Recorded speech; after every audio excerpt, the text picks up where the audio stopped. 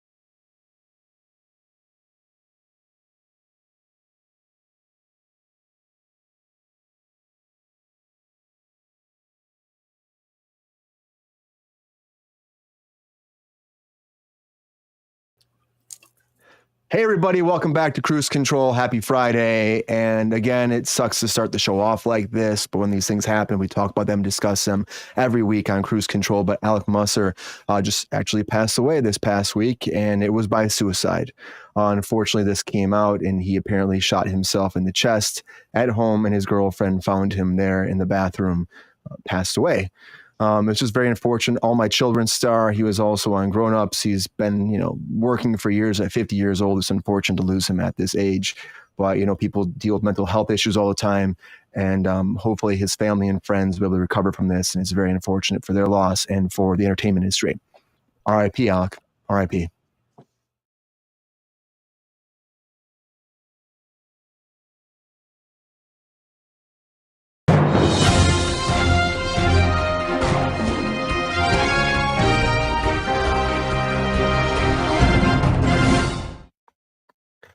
Hey, everybody. Welcome back to Kruse Control. It is Friday, January 19th, 2024. Welcome to Kruse Control, the home of entertainment news. I am your host, as always, Brian Kruse. Welcome back, everybody. Welcome back, welcome back, welcome back. Happy Friday. I hope you had a great week. I'm happy you're here joining us live on Kruse Control. I hope it was fantastic and everything, all your dreams came true this week. And now we're here to celebrate the weekend, have a great time, and just sit down with some friends and talk some entertainment news. Crack a few jokes along the way, too. Of course we will. But join me back tonight on Friday. We don't have Sabrina here, but we also have somebody that's helping us out. He's been here the last few weeks. He's making the chat happen tonight. He's kicking some ass, helping you out, talking to you, and creating some great vibes there. Big fan of the Dork Nation. Everybody, welcome back to the show. Mr. Jordan Sell. Jordan, welcome back to Kruse Control. How you doing, Jordan? Brian, it's good to be here. In control here. No. In control. The finger's on the trigger. I'm ready to go. So let's have a good night. Yeah, Jordan be working the chat tonight, having a good time. Yeah, Jordan, all the power gets to your head, okay, man? With great power comes great responsibility. Just know that. So I appreciate you being here. Happy Friday, Jordan. And we're having a good time. Also joining us back here on Kruse Control, of course, is Friday. We have our crew here, and it's great to see everybody back. Everybody, my friend, and he's also a family member in a lot of ways, I would say. I've known Ron for a long time. We've been kicking ass on productions back and forth. Now he's doing the at 3Gs. You got to check out his motivational. He's going out there. He's kicking some ass, telling you how to start your day, how to grow and become a better person. That's Mr. Ronald Todd Woodward, everybody. Welcome back to Kruse Control, Ron. Welcome back, man. How you been? Thank you, Brian. Hi, Jordan. Hi, Brian. Hey, GR. Hey. Queen. Hey. Good to see you. Good to see you, Ron. How's life been? It's good to be seen. Life's been good. It's been nice. I've been definitely doing more 3Gs, which has been great. It's been a bit more consistent. That's great. I mean, it's awesome. Every time I watch one of those, they're really fun to watch. And you just put so much out there, Ron. And it's like, you can tell it's your heart and your soul and like putting it out there for people to get motivated. Motivate yourself. It's great. It's amazing. I appreciate that. So happy to have you here on Kruse Control each and every week you're here. Appreciate you, Ron. We're having a great time tonight. We're having a great time. Yes. Also joining us back is our resident Santa Claus himself. Welcome back to Kruse Control, Mr. GR Waters. GR, how you doing, man? I'm good, Brian. Good to be here again. Have to be here on Friday. Good excuse to drink. It's true. I hate to give you a shit. Everybody's like, who is this guy in the chat? Guys, you not know GR here. GR's been here on Kruse Control since day one, kicking ass. So I appreciate you being here, GR, helping us out, being in the chat every week and also being here live on Kruse Control. It's great to see you, man. What are you drinking? My pleasure, bud. You got a screwdriver tonight? Oh, you know it. Of course, Friday. Let's just take a drink. It's true. Simply said. It is Friday. We drink on Fridays, everybody. That's what happens. And it's been a long week, and you heard Peppy himself telling us to drink Peppy, man. Welcome back to Kruse Control. So great to see you. Hope you had a great week. What's going on, Pep Star? What's new? What's happening? How you been? What up, Brian? GR, Ron, and Jordan. Let's have a great show. Thanks, man. It's the weekend. Let's celebrate. Thanks, man. Yeah, we will celebrate tonight. We will because it's going to be a great show. I love being here on Kruse Control. It's my favorite place. Hey, it's not your show. It's my show, Peppy. Come on, man. Just because you look good doesn't mean you player. I always try and look good and look fly because I'm a star. Yeah. I thought it was Jordan's show tonight. Yes, you are a star. I know Peppy is a star. But everybody, it's so good to have Peppy here. Good to have you all here. It's going to be a fun night. Happy Friday again. And there's a lot going on, as always, on Kruse Control. And, of course, if it was a Monday, a Tuesday, a Friday, a Saturday, any kind of day of the week, we always have something going on. And that's what's happening. It's called some breaking news. Come on.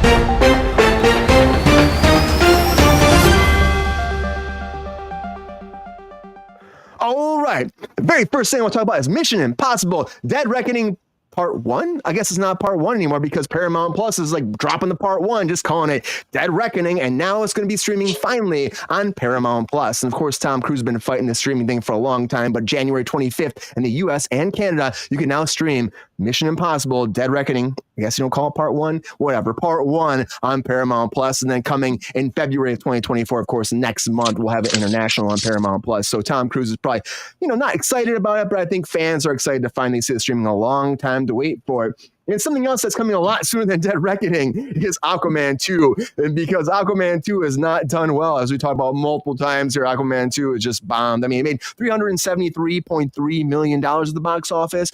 It made its money back pretty much. I mean, $200 million budget, about $100 million marketing, 300. We made some money on that. I mean, it's nothing compared to Aquaman 1, which made $1.152 billion. That's a lot of money compared to this. But January 23rd is coming to digital. And then on March 12th, it'll be on HD, 4K, Ultra HD, Blu-ray, and DVD if you're still diving into the physical media.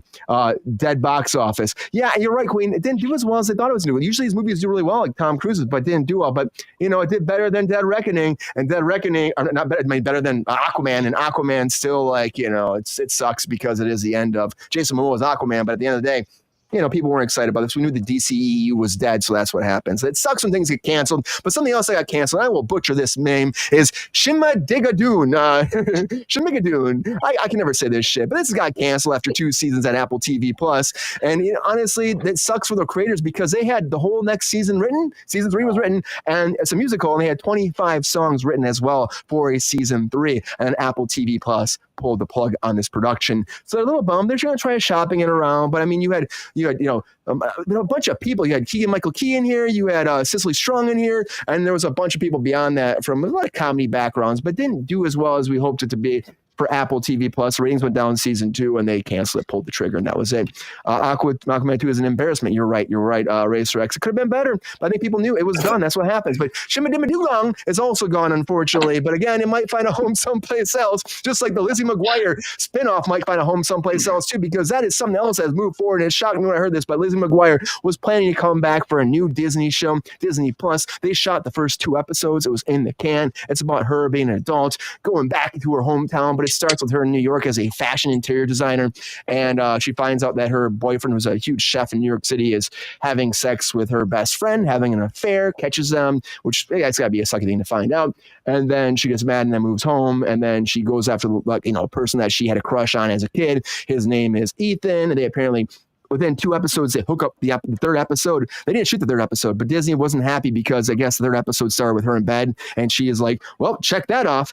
Twice that I got, be with him twice, I guess a little sex innuendo or whatever, but they didn't like how adult it was, and Hilary Duff was pushing for it to be adult because she wanted to be relatable about where she's at. Yeah, she wanted to be, I guess be a slut, I guess, and Disney's like, that's not what we do here. It should be a family-friendly show. It shouldn't be about you slutting up around the town and, spreading those legs, and so they canceled it, and that was it for Lizzie McGuire. But she's still hoping it comes back someplace. She might. But talking about another Disney show that's coming back anyways is Wizards of Waverly Place. That's right. Selena Gomez is coming back, and she's planned to make it. She's producing it. She's executive producing it along with David Henry, who of course played her brother on the production, and they're coming back for a new pilot right now. We're going to see where it goes from there. Disney is very behind this. Selena Gomez has only blown up since this. I'm surprised she's coming back for this, honestly, because she's already moved on bigger and better things, doing more producing, singing, but she's coming back to Wizards of Waverly Place. It's a pickup after a mysterious incident at WizTech happens where an adult Justin Russo, who is David Henry, has left the wizard world behind, and now he wants to have a normal life. He's got 2 sons, he's got a wife, he's all happy, but then he gets a surprise when a super powerful young wizard is in need of training and shows up at his door, and it brings him back to the wizarding world of the Waverly Place, I guess. So good for them, I guess. Disney's hoping it'll do well. They had a lot of episodes, went from 2007 until 2012. It's a long time for a show, but hopefully it does well, because spinoffs don't always work that well. Reboots don't work well. But also, Creed's coming back for a spinoff, but they're doing a Drago spinoff too. And hopefully that does well, but does Drago need a spin-off series? I mean, we're doing this whole Creedverse thing where they're going to do all these spin-offs of Creed, and they're going to do all these spin-offs of Rocky, and that's the whole idea moving forward. This is only one of many coming forward. Of course, we have Creed 4 coming as well, Michael B. Jordan directing that as well, but they're trying to do this Now, of course, for Dolph Lundgren, it's probably freaking awesome because Dolph Lundgren's like, hell yeah, let's do this. I'm excited about this. I have my son back. We're gonna kick some ass for a minute two, and we're gonna do this again. And the idea was that it's gonna start very soon, but I got delayed because MGM, who was doing it before, got sold to Amazon. Amazon's been rebooting stuff. They did Creed 3, now working on Creed 4. He says it is still coming though. The Drago spin-off. We'll have to wait to see when it actually happens. But I don't know how well it'll actually do because honestly, again, Drago's awesome. Great character in Rocky 4. He was well on the Creed movies, but I don't think overall we want to see more of that. I don't know. Maybe. Everyone's coming back.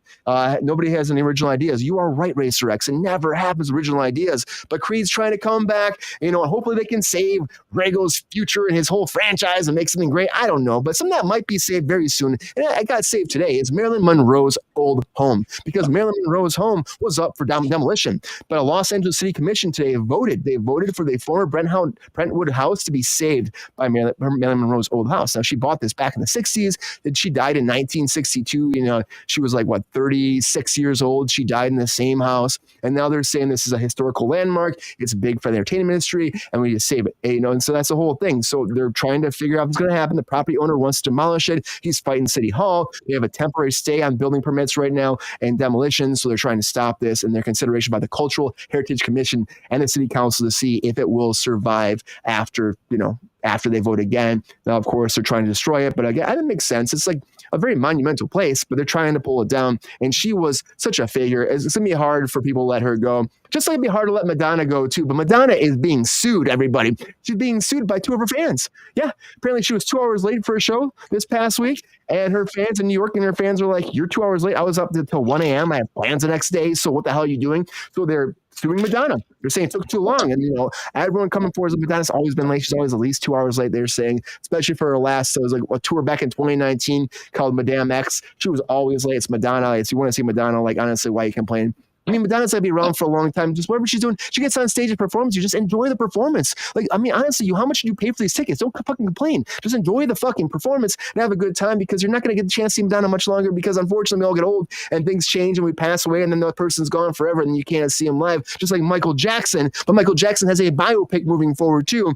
And this is an opportunity to see the King of Pop again, but through his nephew's eyes because his nephew Jafar is actually playing him as well. But also they just cast the young version of Michael today. 9-year-old Juliano Cruz has been cast as him, and he's just this little kid that's been performing as Michael Jackson. He's 9 years old, performing as him in Las Vegas on the street, downtown Old Vegas. He's been in Los Angeles performing as him. He's fucking talented as fuck, and he looks like he knows how to play Michael very well. He's loved the character of Michael Jackson. He loves his music, and he's just been making a persona of him for a long time, and now he's going to be playing him for the very first time in the biopic of Michael Jackson. So good for that kid. He should have been on stage on time. Well, she should have been on stage on time, right, Racer X? But you know what?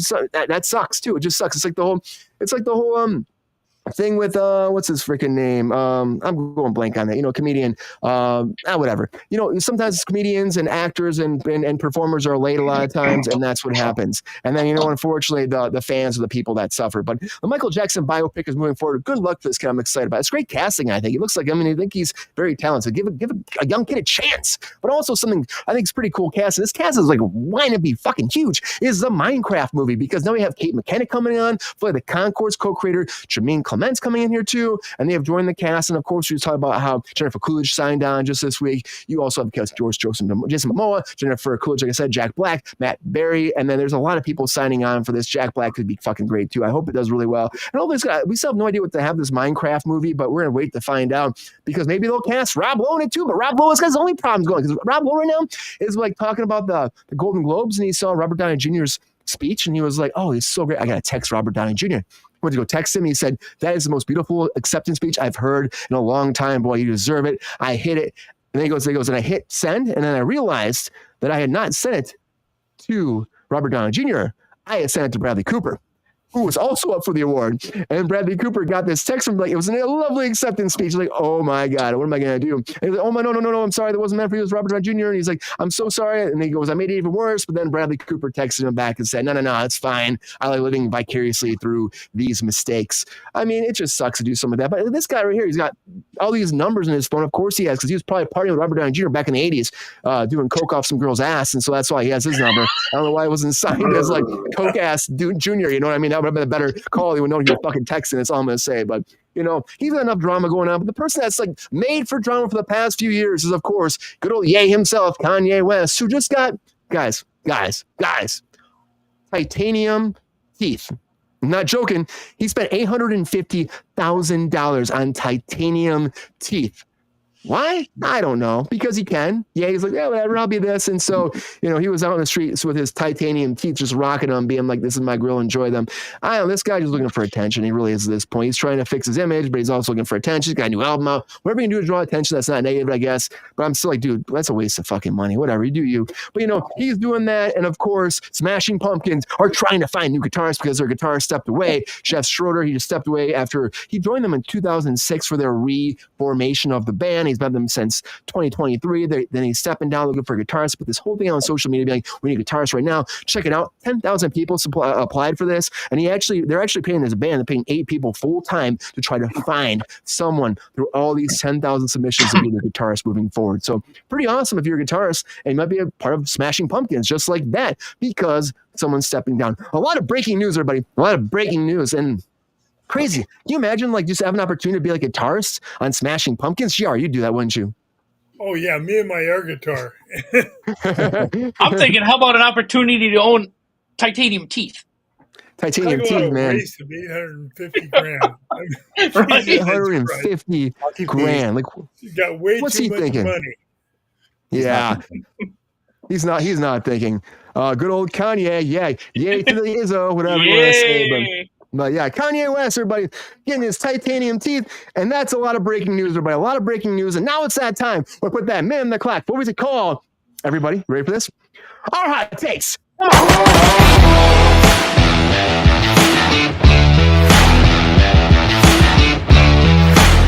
Oh, yeah. Now it's time for those hot takes. This is that time where I put a minute on the clock and all of my guests and my co-hosts, everybody out there in the whole universe, get to put down that minute, get to give all their breaking news hot takes for every topic. That's 13 topics tonight. Can they hit them all before the bomb blows up? Or will the bomb blow up and they have to drink because it is Friday? And on Friday, if you get this wrong, you got to drink. And then, of course, the fans out there, Kruse Control, the people in the chat get to vote who gets to win hot takes. And I don't know who's going to win. We have no idea, of course. It's always a curveball. Sometimes we bring great hot takes. Some people bring, whatever, some kind of hot takes, And sometimes you're Mike Casey, which we love so much, and you don't get through hot takes. But you know what? His hot takes are still pretty fucking awesome. And I gotta say, Mike, keep bringing them. You'll eventually get it one day, and we appreciate you so much. Friend of the show, as always.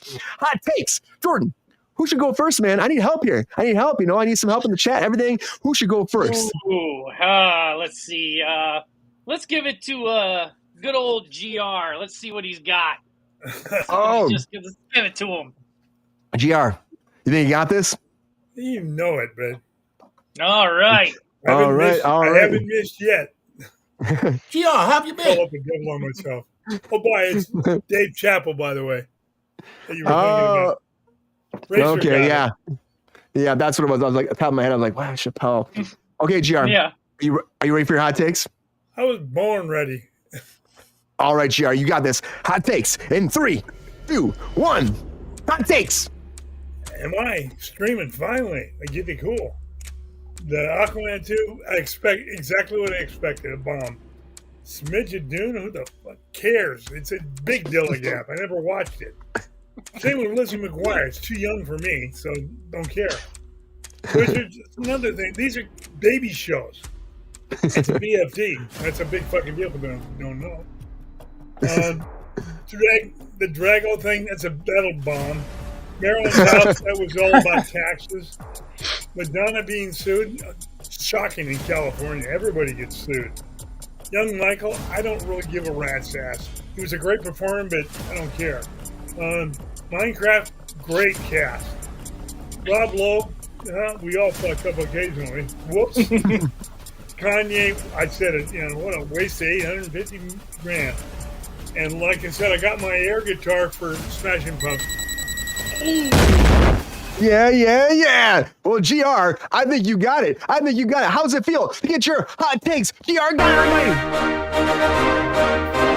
I gotta keep my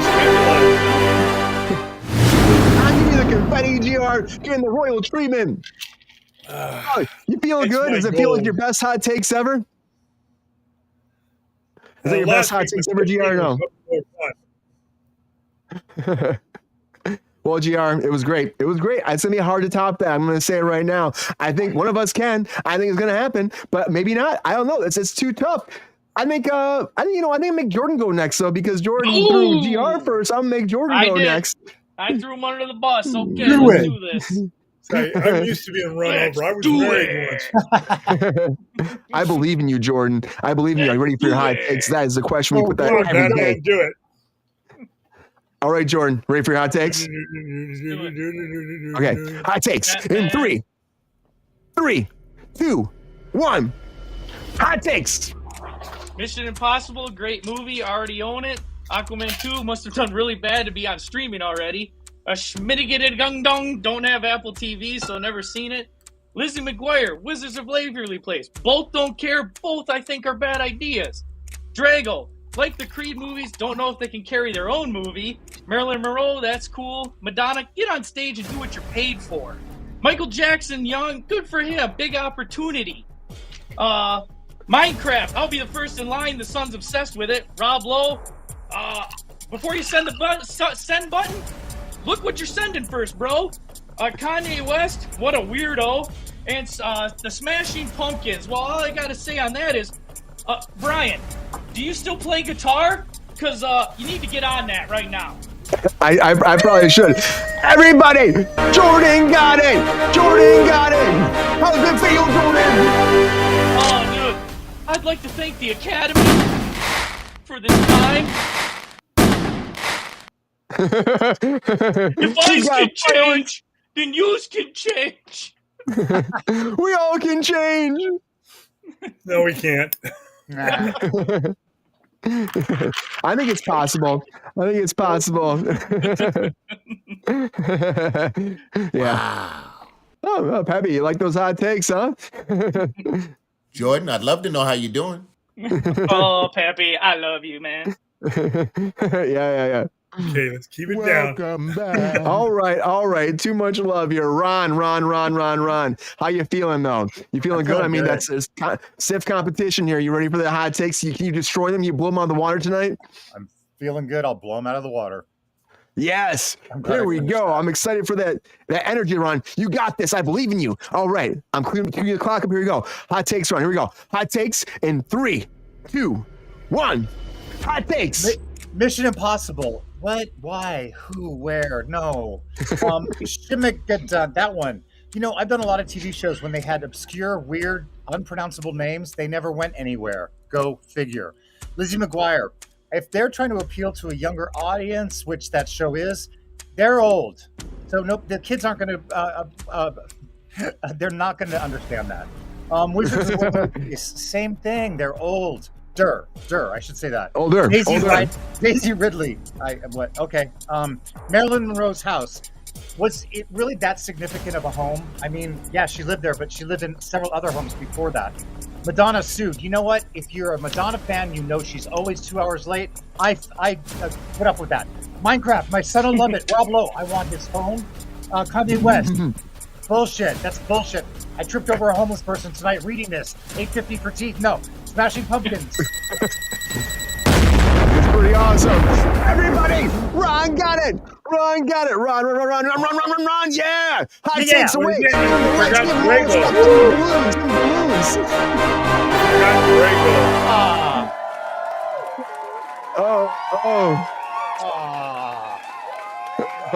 Oh, GR's gotcha.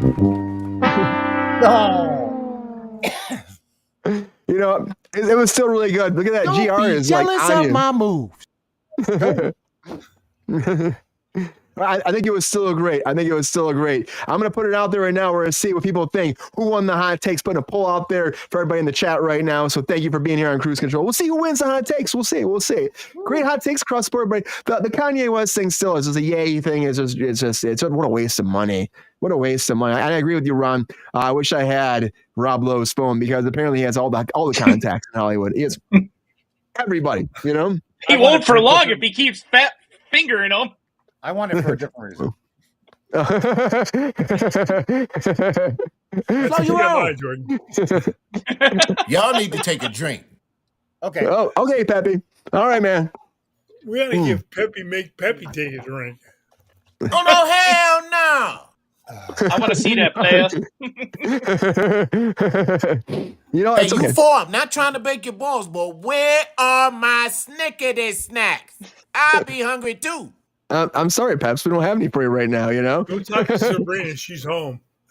Yeah, she might have the snickety snacks, Pep. You have to go talk to somebody else. We can't help you. You know, can't help you. Can't wait for the weekend. Yeah, I know, buddy. I know. All right, everybody. Great hot takes across the board. Very excited because we got a lot to talk about tonight. Hey, what's up, Ty? Good to see you, man. Welcome back to the chat. So good to see you back here. It's so good to have Ty here. Ty's a big friend of the show too. So I don't, it's just good to have him. Good to have him. Ty Boogie, good to see you, man. Yeah, thanks, Peps. Anyways, everybody, a lot to talk about tonight. As always, it's been a crazy, crazy week. And of course, things start piling up since Wednesday. That's just how it goes every day, day in, day out here on Kruse Control. So now, everybody, it's time for us to talk about a lot more happening. And now it's time for us to get into it. Come on.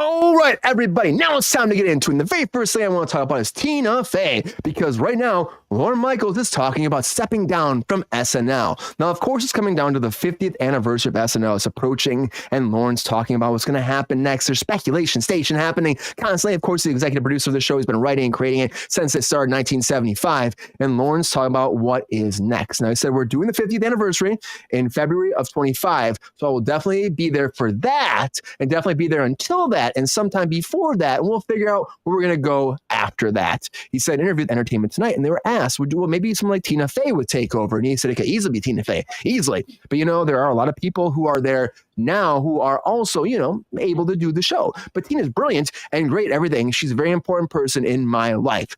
And there's speculation around that maybe he will let her take over. Now, of course, they could also let somebody else take over. Of course, you have Michael Che, and he's been doing a lot for the show. I mean, he's been a big part of it. And it's like, you think about like everybody else is coming forward, maybe somebody else that's been like a celebrity on the show before. You have no idea who would let take over.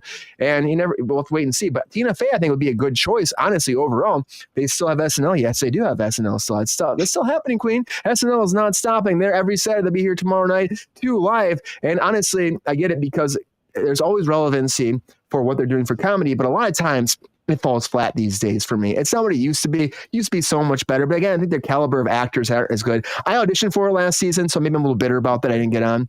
And I had a good time with. I think my agent didn't get it in time, so also whatever, it is what it is.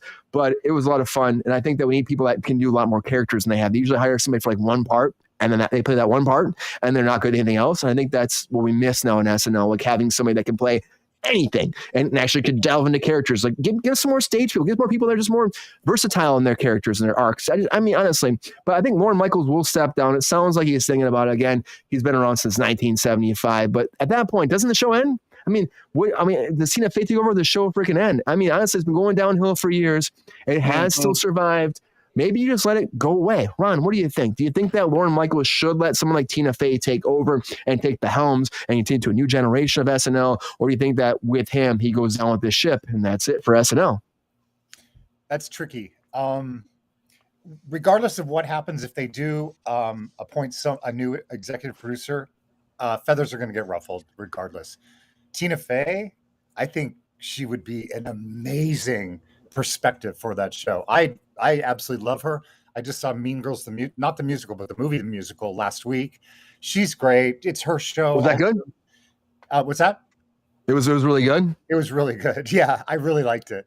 And should it go down with the ship? I don't think so. This is one of those shows. It has highs, it has lows, but then it bounces back. They cast the right people and they get the right characters, and it's high and then it goes down. Just the fact that it's gone 50 seasons is amazing. I have a friend who was on the cast in the 90s, and she said it was the most woman-unfriendly set she'd ever been on. She left after 1 year. Really? It was that. Oh, shit. Yes. That's crazy. I mean, maybe because early on they were just, there must have been some crazy stuff. Maybe was it the actors, do you think? Or what could have been Lorne? He just says it was not written for women. It was not women friendly. They threw stuff at women to do. It did not revolve around women, nor did it really incorporate them, except for just telling them what to do. That's a different dumb. time too, Ron. Janine Garofalo. Yeah. Yeah, that's a different time, but still, that shouldn't have been happening. That should have No. been going down because No. you Well, would look think at someone the like this- big actors back then, though. Look at the big ones that were on Saturday Night Live that controlled that show. It was all about them. That's true. I don't know. I forget who was on in the early 90s. It was Will Adam Ferrell, Sandler. I think maybe. Oh, Adam Sandler. Yeah, Because this was I think it Janine was like- Garofalo. Janine Garofalo came off a couple of big movies. She was known, and so it was her that said that. yeah. Wow, that's got to be freaking tough. I mean, I can't imagine you go into a world like that where you hear all these great things. Hey, Chinchilla, welcome back. Tina Fey would be perfect. I heard handed down. Yeah, Tina Fey would be great. But I think that's the whole thing. You go into SNL and you think that it's going to be the most amazing experience ever. It has this legacy. It's created so many great careers for people. And you go in and then you have this shitty experience like that. I can't even imagine it would crush your dreams. God. Yeah. I Queen, can't imagine. Lindsay Lohan is in this movie also. Really? Oh yeah, I heard boy. that. I heard she made a little cameo there, and it was like a big thing. They were talking about how it came to fruition out of nowhere, right? Out of nowhere, you had no idea. And honestly, didn't really look like her. She looks amazing, but you're just like, it wasn't what I was expecting. I was expecting somebody all worn out, 2 hairs, and a bottle of vodka. Which would have been great, but she was quite lovely. That's awesome. So, but Tina Fey though, she wrote that, right? So she's been involved with Mean Girls. I would say most of her projects, 30 Rock 2 is amazing. There's so many projects that she made that just great comedy. Maybe that'll be a good fresh perspective. Like let somebody else, and maybe honestly, a female perspective might be great taking it forward for the people that haven't had opportunity before. Lorne Michaels though, like he's kind of held on for a long time because it was his baby, but she could be a good person to take over. GR, how you feeling over there? Do you think that Tina Fey is the woman for the job, or do you think that Lorne Michaels will just like take that ship down with them? Because honestly, he's been doing it for so long. Or is there somebody else? Is there somebody else in your eyes you might see though if not her? Can't get any more ratings. Ron said it best. Tina's incredible. So, it'll go on. Lauren, I mean, he's got one foot in the grave and the other on a banana peel. So let it go to somebody else. Shots fired at Lorne Michaels right there. Do you think it would make a new era though? Ron and I are youth deprived, but he's beyond youth deprived. I mean, until next time, everybody. Ron and I are the Pep only Star two of us is that remember out. when it started. Is there anybody you think that besides her could take over though, or do you think that it's like she like the perfect fit? I don't know if it's perfect, but I'd have to really think about it. I mean, there's other people I'm sure that can do an incredible job with it. You think Colin Jost or Michael Che could take over? Because they've been like pretty much running that ship for a long time too. Well, like I said, there's other people who can do it. I mean, I happen to like her, most of her stuff, so I think she'll do a good job. Could he do it? Yeah, I don't know who else could do it. That's an honest truth. Yeah. I just feel like those guys, like, Che and Jost, they've been doing it for so long. They do the morning update or the weekend update, and they do all the jokes. They write most of the scripts together. I feel like they might try to fight to get in there too. But then again, it's like, and then the show has been dull for a long time. Let somebody else come in for fresh eyes, I think. And she is so funny. Talent? That would help. Somebody's going to be upset. No matter who gets the job. Of course. I mean, it's a big job. Somebody's going to be upset and probably quit or leave. I mean, that's just the way it's going to be. Jordan, look at the Daily Show right now. The Daily Show too has been trying to find a new host for a long time. All the correspondents are pissed because I think it was Roy Wood Jr. laughed because he was like, "This is bullshit. I've been here forever, and they won't even give me a chance to audition for the host." And that could happen with the cast too, or some of these people too, like Colin Jost might step away. Do you think that could happen? Like people would leave, or do you think that they would maybe give them an opportunity to figure out maybe they could take over, or do you think that Lauren's gonna do a curveball like this, just bring a person from the past and have them run the show and everybody else to just deal with it? Well, I mean, it's like in any business. You feel like you put all these years in, you put all this time in, that company should be loyal to you. So there's going to be a lot of hurt feelings out there. Now, as a professional, as an actor, I mean, Tina Fey is great. She'd be a good set of fresh eyes. She would be, I think, you got to turn something around. Here's my hot Tina Fey picture for you, Jordan. It's more like Gilda yeah. Radner. Oh, yeah. Oh, yeah. Yeah. What, am I dating myself with that one? Yeah. No, GR, you're not. No, we know that one. We know that one for sure. Oh yeah. but I just feel like they need a fresh start. Like the people that are all there are going to be doing the same jokes. I mean, good for them. They've been going 50 years. I mean, that's an accomplishment right there. That's an accomplishment. But I don't know. I haven't watched Saturday Night Live probably since the 90s. And even then, I was more into In Living Color back then. That was my comedy sketch show. Jim Carrey, the Wayans brothers. Great. So I really don't have a dog in this fight, but I think if anybody could maybe turn it around and give it a fresh spin, you need a fresh spin. You just gotta reboot it pretty much. Probably would be Tina Fey. Yeah. It kind of feels like that. And the fact that Lauren was like jumped right on it, like, yeah, Tina Fey could be great. I think he's probably thinking about what, his legacy at this point, who takes over and how it happens. Is she going to even want to do it? True. That's a good question. Like, she's busy all the time. She's got stuff. Yeah. That's the thing she's doing. She's doing so much. Dollars and cents.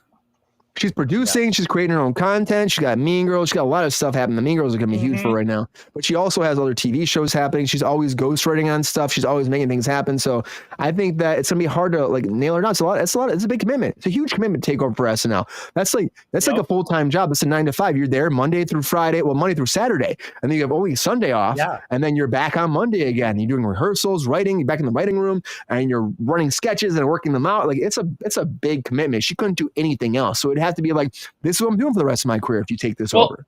And if she's in, right, H. Angela, better writer. The position she's in now, would she want to put herself through that stress? That's a good question. I mean, she's probably living comfortably right now, doing what she loves, doing other things.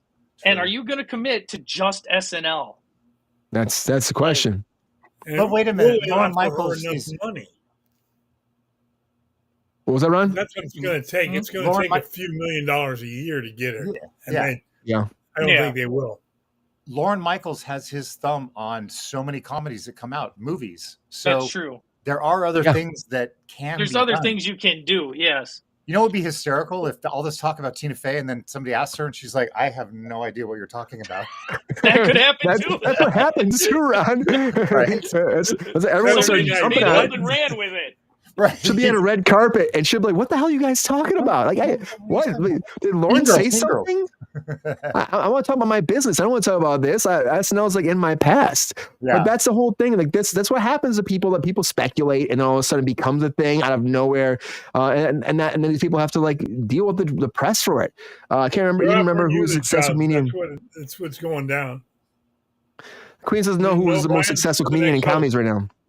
Cat Williams. I can run that shit. Let's make it happen right now.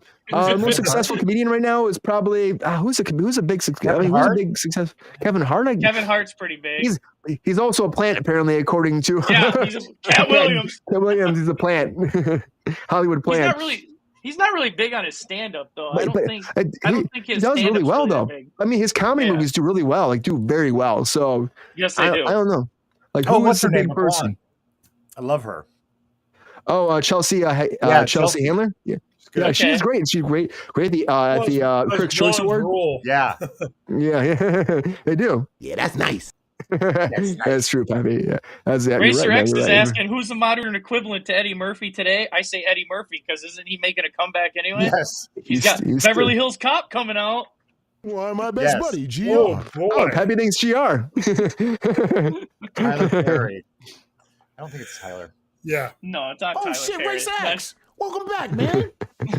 Yeah, it's just tough. We'll have to see what happens. I'll have to wait for how it develops. But honestly, I think Tina Fey would be a great mix for this. And SNL needs some fresh eyes coming in because they honestly have not been doing as well as they used to be. And that's unfortunate because it was a very funny, successful comedy show for years that people tune in every week. And now people are just like so divided on it because, I mean, maybe the political stuff got too much. I don't know. I just feel like I think my biggest problem for me is they hire people to play one role and they don't hire them to be a versatile actor. I think that's the biggest problem for me. They find us a YouTube sensation that does one thing, like the guy who is hired to be Trump, which, you know, he's funny, but he's also like is a one-trick pony. And what do? You try to play Biden, didn't work. And then it becomes he's a political guy. It just doesn't work. Hire somebody that can play multiple characters. Like, again, you look at the old SNL tapes, they play 500 characters. Like Jim Carrey did that, he didn't get on. Yeah. But you know, the people that did, and they did really well. And that's what you want. You want comedians that can cover a range of characters, not just a one-trick pony. Maybe that would make it be more successful. Maybe a new face running the company will see that and make it happen. And then it will do a lot better than it is right now. I know people complain about it all the time. Well, let's wait and see. But Tina Fey could be running SNL, but who knows? We'll have to wait and see what Lorne Michaels says next year. And he seems like he's leaning towards her. But of course, it just depends who's going to run the ship, what happens. And Kathleen Kennedy at Disney has been running the ship, gearing the ship towards the future of Disney and the future of Star Wars. And she thinks that Daisy Ridley is the person to move us forward after the new futuristic franchise we had. And after The Last Jedi, she's saying now it's time for Daisy Ridley to take over. And she's willing to pay the big bucks to get Daisy Ridley to come back to take the new franchise of Star Wars forward. And right now, the In Snyder, this guy does a lot of shit out there, but he came forward and he found out how much that she's being paid for the next Jedi movie, and she's being billed at $12.5 million to play Rey again for the new Star Wars movie. And this is way beyond how much she gets paid normally for any kind of production. But I think that they thought we have to lock her in somehow to make her come back. And so, like, let's pay her an absorbent amount of money and maybe she'll come back. And of course, she was going to come back. Honestly, overall, that new franchise, it wasn't as good as it could have been the last three. You kill Han Solo like a bitch, and then you don't have an idea moving forward. And the problem with me is, like, you had an idea. JJ had a problem, right? Had an idea. And then, like, he was supposed to, the idea was supposed to move through 3 movies. And then we had Rian Johnson come in, and he changed it. He's completely shit on everything JJ did. And then you have JJ come back because they had fired, Trevorrow to do it. And so then now you have JJ trying to fix it. And that's always a problematic thing. And I think they should have started anew. Now, the idea is that she's going to be training the new Jedi Order. $12.5 million is a lot of money to come back. I don't think they're even paying Mark Hamill to do that shit, And so for me, I'm like, this seems like an absorbent money for franchises already having a hard time these days. Focus on the old. Don't focus on this new generation that didn't do well. If you're asking me. But I think that this is ridiculous how much they're paying for. It happens all the time. Remember, they used to have the $20 million club. They used to be a big thing in Hollywood. Tom Cruise used to get it all the time. Jim Carrey was in there. Like, there was Eddie Murphy's in there. I think Eddie Murphy's still getting that, The last trilogy was okay. You're right. It was okay. I don't like it. It'll probably get more love later on, Razor X, just like the prequel series does. I talked shit about Hayden Christensen one time. Like, he got redemption, in the Ahsoka franchise. People gave me shit like, you never need redemption. But again, that's what happens. Like, as time goes by, these people tend to love these movies more. The original Star Wars, people love that even more now too as time went by. But I just think that I just don't think that she is what can make the next franchise be big. They're paying her $12.5 million. And to me, it just seems insane. Honestly, is that too much money? Was that what's going to fix this Star Wars franchise? You have to have Daisy Ridley back? That's the question. Jordan. What do you think? Is she worth that paycheck? Is she worth that paycheck? Is $12.5 million going to save Star Wars? And, there was rumors this would be canceled, which that's bullshit. I heard people like John Campea say that shit. That's bullshit. This is not canceled. This is what they're pushing forward. It's bullshit, but it should be. Well, they're doing the Mandalorian series first, the movie first. Then they're going to do this. They're still working on the logistics. But do you think that she's getting paid too much? And do you think that it's worth though? If you think that she's getting paid the right money, is she going to be the person that saves Star Wars? No, I don't think even close, because in the new trilogy, it wasn't all her fault. It went through multiple hands. Multiple people had their hands in it, and multiple script writers, whatever. But her character was just written terrible, and I don't think there's any way to save it. I don't think she's worth 12.5 because you've already told her story. Why do you have to continue? I mean, she's a Palpatine, that's why. Yeah, there's no. Oh no, she's a Skywalker now. She's not a Palpatine. She changed her name, so now she's the Rise of the Skywalker. So, what are we gonna bring somebody in to drink blue milk out of a space cow's titty again? That could happen. I'm sorry. Luke Skywalker will. Space Ghost Skywalker will do that. I'm an action figure collector. And let me just tell you, the new fucking trilogy, especially that second one, made me box up my Star Wars shit, and it went to the fucking basement. Oh, jeez. That's pretty bad, Jordan. So, I think you need to say it. Like, the TV shows have been saving it. The Mandalorian was really good, I thought. Book of Boba Fett, not so well. But Ahsoka, Anakin Skywalker, that was pretty well. And I just think that's the way you got to go. And even, like, new ideas. Like, if the new trilogy got ripped on so much, I don't think you're going to make money by bringing her back and continuing her story. Yeah. I don't think so either. But then again, they're really banking on it.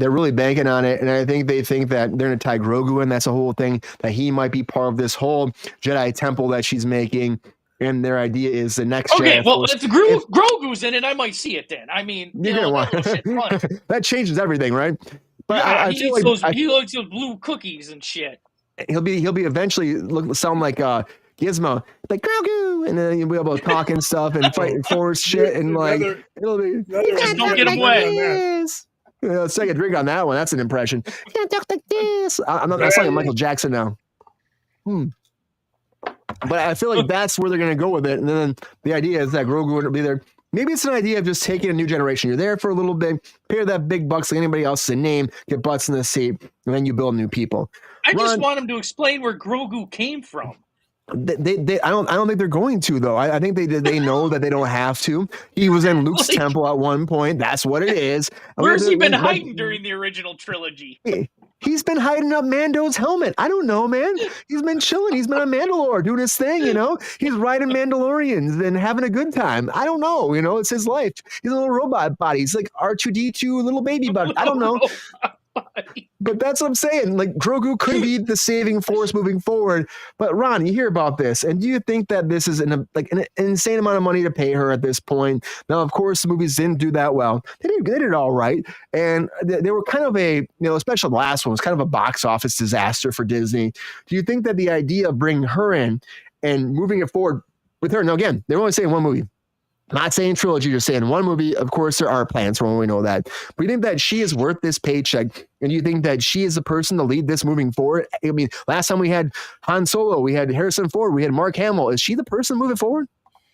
You know what? I don't even know who she is. I'm not a huge Star Wars fan, but I don't even know who she is. So leading a franchise? No, I think that's a bit excessive. You know what Racer says was the last Star Wars made $1 billion.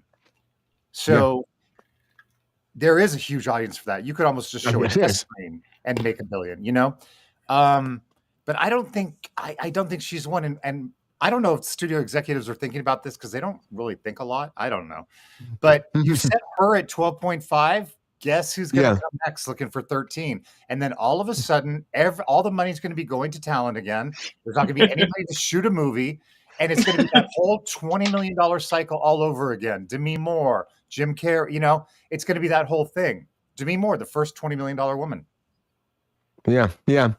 And that could be what happens with her too. She could do so well with this franchise. But yeah, I mean, the thing is, like, the fans were pissed. The fans have been pissed. People watch these movies, but people have been mad and giving them so much shit. The same thing happened with the prequels. I know you're not a big Star Wars fan, but as a business, like, the fan backlash, the fans are a big thing for these products to run. Yeah. And so, like, the fans weren't happy, but it did do well. But I mean, you know what I mean? What do you do as a business? Do you really bring her back?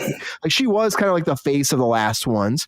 But do you think that maybe you just try to start something new, though, and make it? This has worked better with Disney Plus shows, I think, in general. People have had more praise for them than anything else. Or do you think that this is kind of like they've always leaned into the old with Star Wars? Always. Well, we know Luke Skywalker. Right. We know Han Solo. Let's lean into that. Now we have Daisy Ridley playing Rey, and then I guess maybe they just think that's going to be what they have to do to lean forward to make it happen. They're saying that they're paying this big bucks because she is a name. That's what they're saying, and it will entice more people to come back. But that's business. That's a business, isn't it, Ron? It is totally. Let me ask you something though. Who else in that?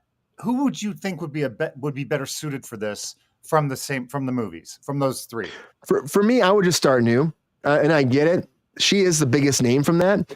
And I would start new. Like Finn, who played Finn in there too, like, he did a great job. But I mean, he was a stormtrooper. And honestly, I was like, whatever. Like, he kind of had a whole thing with Ray too. He's supposed to be back for this as well. Adam Driver was a big part of it, but they killed him off in the last one. Yeah, and he's a great actor too, but he's not doing it. So for me, I guess if you're going to continue to use her, but I would have been like, let's just bring Grogu and have like a Grogu movie, and Grogu's training them. Like maybe you make Grogu become the person that speaks and talks. Ryan Reynolds. And then Ryan Reynolds comes in as a Jedi Knight. And if Sabrina were here, she'd be like, yes, please. And then Ryan Reynolds runs the franchise forward. He could be like the best.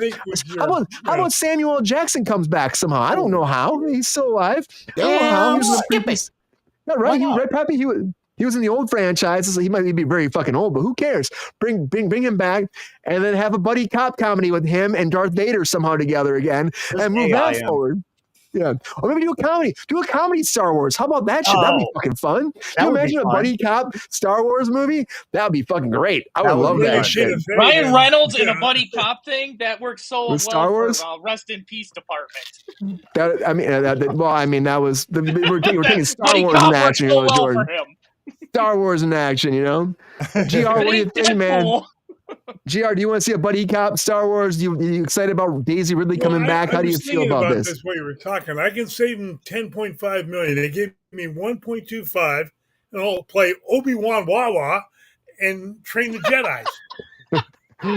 Obi-Wan Wawa? Wawa, my last name, you know. Wawa. But GR, would you take that $12.5 million if you were Daisy Ridley? No, see, I 1.25 million. Yeah, I'll save them. I'll save them $10.75 million. Are you surprised this is happening, GR, at all? I don't know if you saw the sequel series. Going with what they got is, she's not a bad actress, but let's face it, she's not bad. She's not bad in the eyes. No, not bad in the eyes. No, not bad in the eyes. Talented. Let's go with a comedy thing. I like that idea. I think that'd be fun. We do a comedy Star Wars. And she can be her mother or whatever. They can write this shit. Let's just say this isn't the movie you're looking for. I just think they could go a different route with Star Wars. Again, this seems like it's the same story they've tried and told story they've tried for a long time. So maybe they're just going to try to like dive back in there and be like, oh yes, it's Star Wars. So we have to have a new Jedi person training people. We have to go back into that. But volunteered, Yeah. We'll get GR. I think GR could be a Jedi Knight. That'd be great. I'd be all about that. And GR. I'd love to play with a lightsaber and cut things in half, Like that'd be great. Oh shit! Your ex-wife, GR? That's a lot right there, man. That's honesty, is what that is. Okay, I didn't say that, guys. Sorry. That is some bull dinky. Thanks, Paps. I love this news. I love it. Yeah. Well, I think on that note, GR, that's a good toast. But I think they're pulling off what they know, and they're going to try to make it happen. And that makes sense as a business, but I still want something different. Give me a Star Wars comedy. If Sean were here, give them doing their taxes, living their lives on the big street. Like, how do they go to work? How do they drive their tow trucks? Like, who runs the system that is in the lower decks? Let's figure that out. Let's try to do something different. Let's try to figure out a new world for Star Wars. But again, Daisy Ridley was a big figure of that prequel, or that super futuristic franchise, the sequel series. And I think they're just going to bank off her, and they hope that whatever happens after that, they will make money and they'll be able to fix that franchise and make it grow into the future. Because there are some great storylines from the books and from the Jedi Knights stuff they could go into, which would be fun. I love the idea of the Jedi Knights when they have from like the past. There's like a post like before everything they're supposed to do, like going back to the very first Jedi. That shit's cool. Let's do more of that shit. Let's focus on like a past with no Skywalkers, nobody. Let's do something completely different. But they're still trying to focus on. I'll tell you how you fix it. Future. I'll tell you how you fix it. You get rid of Kathleen Kennedy. Well, that's a whole thing too. That's a big call by fans. Fans want her gone, but she won't go anywhere. She's there. They won't fire her. She's like Bob Iger must have something for her. I don't know what he's doing. He's give my lightsaber. I'll take care of it. Something. I don't know. That's all I say. That's a drink. That's a drink. You imitated Mickey. Ooh, mousetrap. I don't know. Thanks, Racer. JR could be a Jedi Master. I agree 100%. tenfold. But this is happening. She is coming back. Daisy Ridley is going to be $12.5 million. So if you hear anything that people are scared because it is delayed, they're pushing Mandalorian first. That's just, they're going to try to rework that franchise. I think they might not do another series or another season 4. They might not dive into that. They might just go into the movie and move from that. This might be some connecting tissue they're going to use for everything else in that whole franchise. This might be why they're pushing that first. And then they can still shoot at the same time, everybody. I mean, Grogu's a puppet. If he's in both, it's not going to matter. And also on top of that, it's a whole different franchise, whole different people coming forward for this Rey movie and for Mandalorian. So we'll see what happens. But Daisy Ridley is coming back for $12.5 million. Hopefully, it's worth that money for Disney because honestly, they've had a lot of bad fan reaction to the last one. It did well, but they got a lot of bad fan reaction, and the story was not as cohesive as it should have been. And that sometimes fucks up series.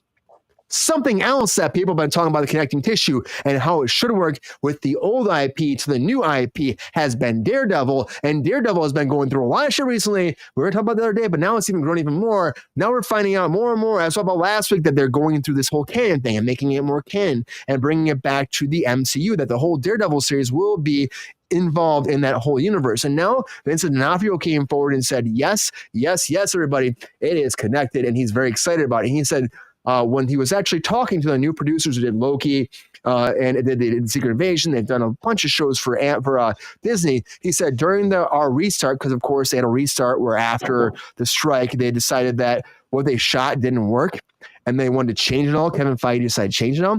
But then they sat down the actors said, okay, we're going to do this. We're going to restart. We're going to change over. We got new EPs. We got new studio heads or new screen showrunners. We're going to change the whole concept. They said exactly. It's pretty much season 4 of Daredevil. And D'Onofrio was super excited. He said, during our restart of all the creative of Daredevil, Born Again, all the creatives came together and said, look, this is how we've got to do to make what we're doing directly connected to the original Daredevil series. And that's great. That's what he said. It's a great thing. He was really excited about it. It brings a lot of cool stories and all the collateral story that happened in those original 3 seasons. And so with that, again, they're bringing back the original cast. Of course, Eldon Henson's coming back.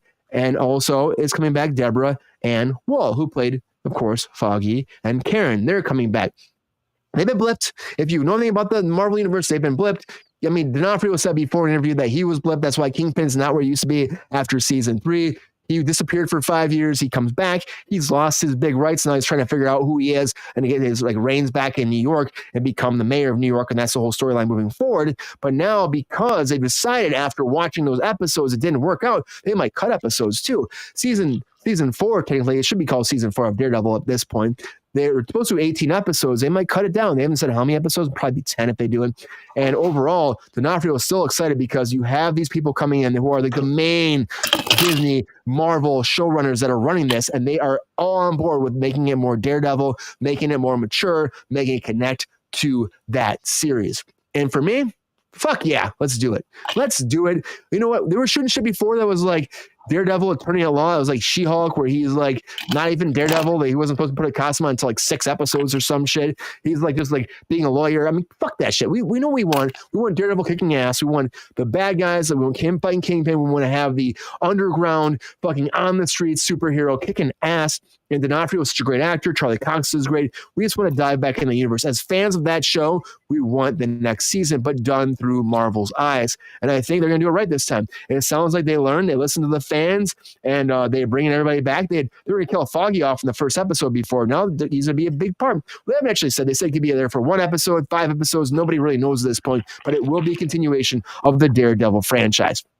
GR, I know you're a fan of Daredevil, and I know you've loved that shit a lot, and you've been talking about it on the show all the time. Do you think it makes sense? You have 3 seasons connected for this series. Does it make sense to continue and keep doing that? Because they are rebooting everything. Or do you think they should have kept their path before? And are you excited about this news that they're bringing the original cast back for more Daredevil? Well, I think the original cast will help it, because it brings continuity back. Yeah. Last bit has been kind of boring. It wasn't the Daredevil that I grew up reading about. Mm-hmm. So I'm you like this cast? The original cast will help. Yeah. Are you shocked they're doing this at this point? They said over and over again they were not going to do this. Netflix made this series before. It was their IP. This is not Disney's penis.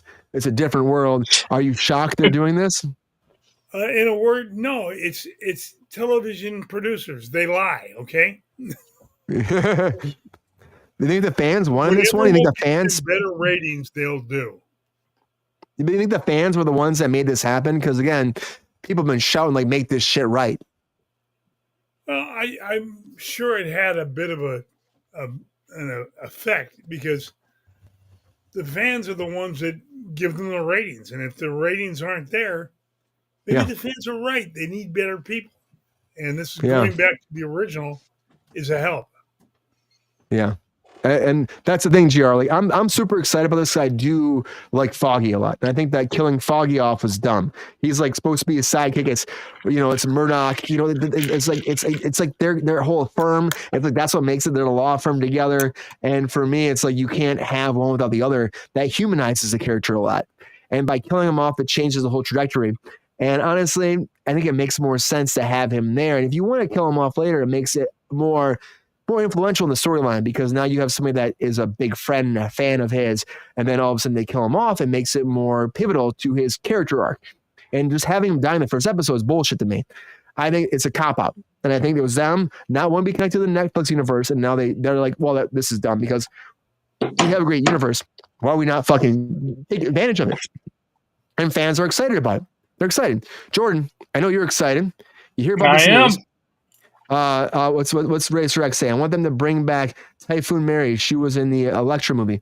That'd be great. I think they could do a lot of that stuff. They have 18 episodes as of now. They'd become more. And I think it leaves way for more characters like that to come into the street level hero world. And I think that'd be amazing. Jordan, what do you think? Are you excited about this Daredevil? Does it make sense why they're bringing these characters back? Are you like, what the hell is happening over there at Marvel? It makes total sense because they realized how popular the Netflix show was, and they're like, and I think they heard the pushback from fans when they said this is different. We're not bringing back Foggy. We're not bringing back Karen. I think a lot of fans got upset with that because the dynamic with Foggy and Matt Murdock is a lot of what the original Daredevil comic book was. And getting back to a previous comment, Racer X said he hopes to bring back Bullseye and the Punisher. Well, I just read an article today that Wilson Bethel is coming back as Bullseye. He will be in the new season, supposedly. It's all but a done deal. And I'm excited for that because I thought he was amazing Bullseye. He just needs a costume. Like, I understand they went with the story. That was an old Colin Farrell thing from the original Daredevil. I need a bloody costume. But baiting yourself with that one, Jordan. But it's okay. Yeah, right.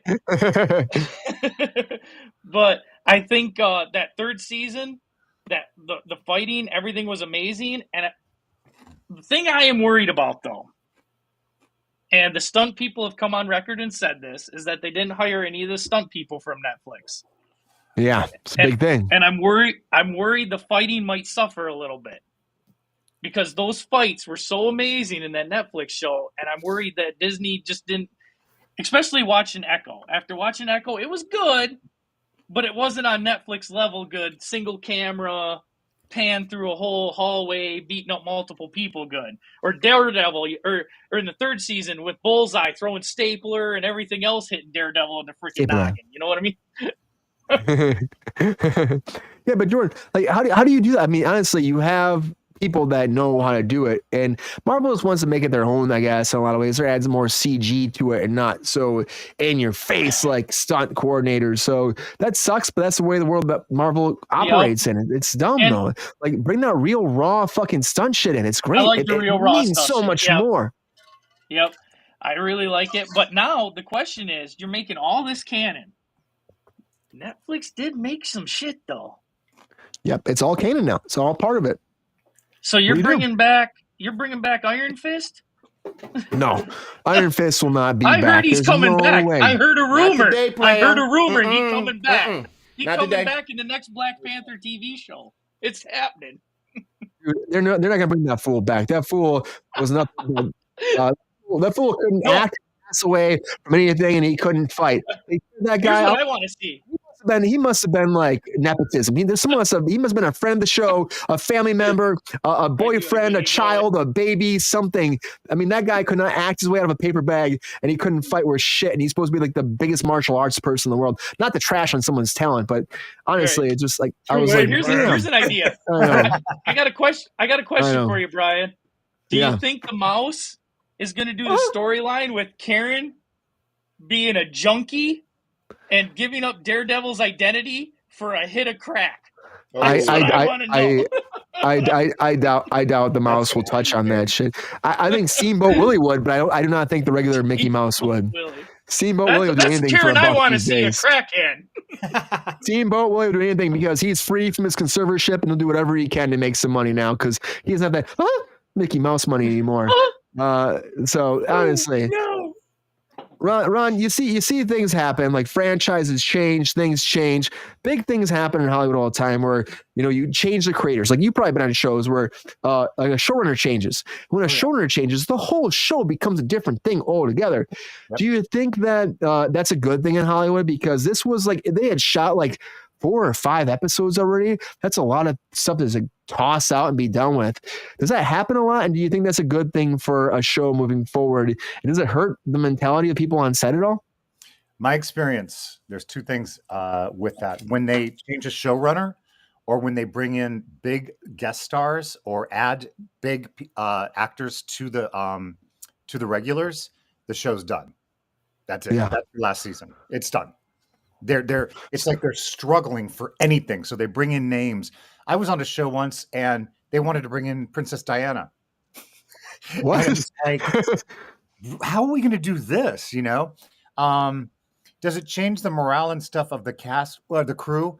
We know what's going on. The writing's on the wall. We know what's happening. So is this weird? Like for a production like this, it's just starting back. It's like a whole new thing. And they do this mid-season. Does this give you some kind of warning signs for what the show will be?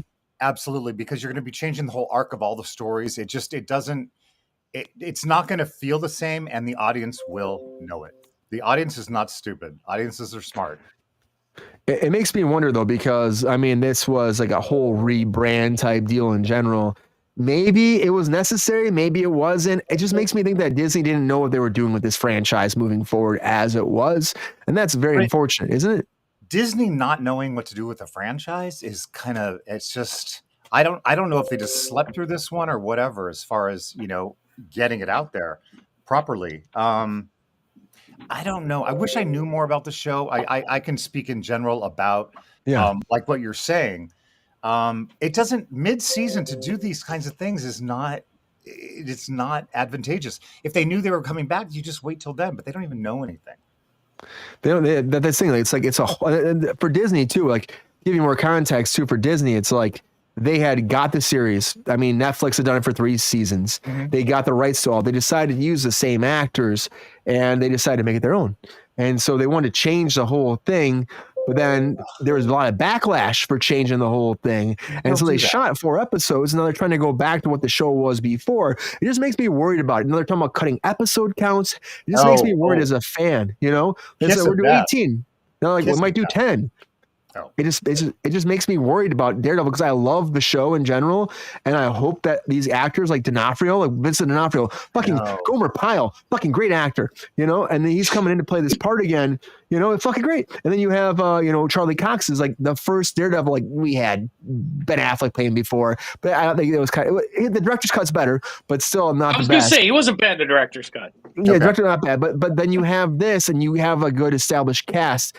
And you think the show is doing very well, and then you're going to try to change shit, cutting actors, doing stuff. Now you're going back. It just seems like they don't know what they're doing. But hopefully, maybe Ron, this is what they needed to do originally. I'm going to be hopeful, and that this will fix it.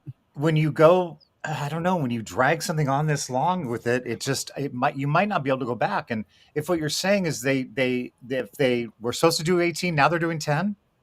That's what they're talking about. Maybe 10. And so you know what? They're going to top out at 6. They'll top out at 6. But it's a whole new writing team and a whole new script. They might be going to the Netflix route, which wasn't 18 episodes. They could. They might be trying to tighten it up. 10, I'm so used 11 to doing shows for NBC. If your show didn't produce anything in 2 weeks, you were canceled. Like Yeah. 2 weeks to give it a shot. And it was just crazy, you know? What a world. What a fucking world. It's I don't yeah. know. I hope it does well, and I'm very excited to see what happens with it because I am a big fan of Daredevil, and I'm just worried. I'm just worried, everybody. I'm just worried. Too. I would be. You know, honestly, what I heard before, what they were going about, it doesn't seem good to me. So maybe I'll get a better opportunity for this show to shine with the new people involved in the original cast. But again, why not? If you have people that work, why don't you fucking just use those people? Why do you gotta make it different? Why do you gotta change shit? Why do you waste all that money, Disney? Because they build like all these reshoots and all their contracts all the time. That's what they fucking do. And because they wanted to Disney-fy it, and they realized nobody wanted it Disney-fied. Ron, I think Dandy Don said it best on Monday Night Football. Turn out the lights, the party's over. Oh, yeah. That's a good point, GR. I will have to wait and see what happens with this franchise though moving forward because Daredevil is coming back. We're not sure how many episodes 100% what it's going to be, but we do know that Foggy and Karen are coming back. D'Onofrio is there. We know they're trying to push this into a new direction, and we'll have to see if it's going to be the right direction the second time around or if it will be wrong. I don't know. I hope for the best. I do. Kill Foggy, by the way. Do we know? They were supposed to kill Foggy the first episode, but now they're not saying. They're saying he's going to be a part of the show in general. So he might be around for 1 episode, 5 episodes, all of them. We don't know. It's very new news. It just popped out today. So Disney Devil, right, Queen? One last thing. If you're going to retool a show like that, then take a hiatus and take some bring time it back as something new, you know, and with a little bit of space and time, people could buy that, you know, here we are. This is, you know, and, you know, it just advertise it the proper way, not just roll in from 4 to 5. No, you know. That's the thing that they had a little bit of time since the last season. Okay. But they were like still pushing like, oh, it's going to be, they're trying to do something different. But then again, people were pissed and then it was like back and forth and they weren't sure what they were doing. They changed showrunners. Other showrunners were they were ignoring what they did before. They were trying to not make it part of the same universe. And they're like, maybe it should be part of the same universe. Maybe it should be the same continuation. Maybe it shouldn't be. It just sounds like a big clusterfuck of like, what are you doing? The eggs weren't all in the same basket. That's what it was. Maybe they are now. I think a lot of fans were upset because of the fact that season 3 ended with some stories still open-ended. They wanted a completion of them stories. Ding dong. I'm in the house. You know where your children. They wanted Disney to finish them stories. They was open-ended, left open stories. The story of Bullseye, especially, was not finished. Not finished. Like, y'all need to take a drink. Okay. Okay. Yeah. He's just trying to get us drunk. Peppy is all the time, aren't you? I know Peps is. You are Pep, aren't you? Oh, hell no. That's a lie, Peps. It's a lie, Peps. That's totally a lie. We caught you, didn't we? We caught you. Whoa. Oh, shit. Yeah, we caught you. Yeah. But yeah, big changes happen over at Disney and Daredevil. Hopefully they're for the best. Hopefully we're not like being too worried about nothing. And at the end of the day, we get the best series moving forward for a continuation, I guess. Now it is. D'Onofrio seems excited. Friend of the show. He's awesome. Done some Zoom meetings with him for SAG stuff. He's a fucking great human being. And hopefully they're going to do the right thing by him and the franchise moving forward. Great guy. Great fucking guy. You never know what's going to happen when you're on set, though. You never know. Good things happen. Bad things happen. Memorable things happen. Things you never wish would happen sometimes. And that happened on the Rust set. Something you never want to happen ever again. And very memorable. And a lot of shit went down. And Alex Baldwin is still dealing with ramifications from that bad day that happened on set that we never want to talk about again, but we still talk about because shit keeps coming up. And Alex Baldwin has been recharged for manslaughter, but involuntary manslaughter. And that leads me to our feature story of the night.